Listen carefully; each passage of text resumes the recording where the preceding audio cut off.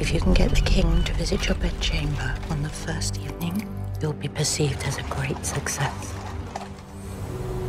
I was an innocent, married simply for political union.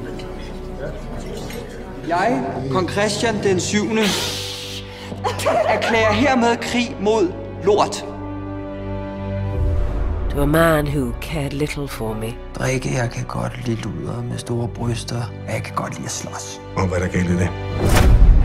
Hvorfor var det lige mig, der skulle have den kedelige gås, hva'? Gør hende sjov. Jeg vil gerne have en sjov dronning.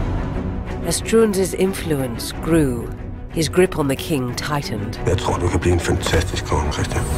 But while he gave Christian back his mind,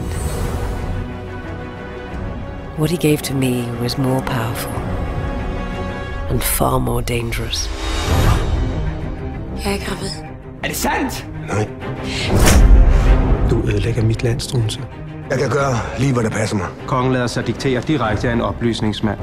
Du er et skide provinslæge, og nu tror du kraftigt, at du kan styre et helt land.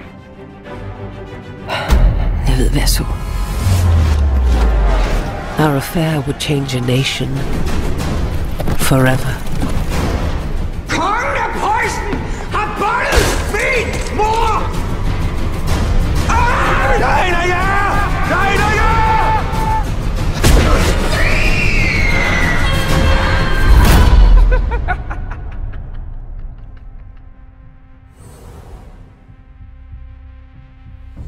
De tror alle sammen, jeg er skør.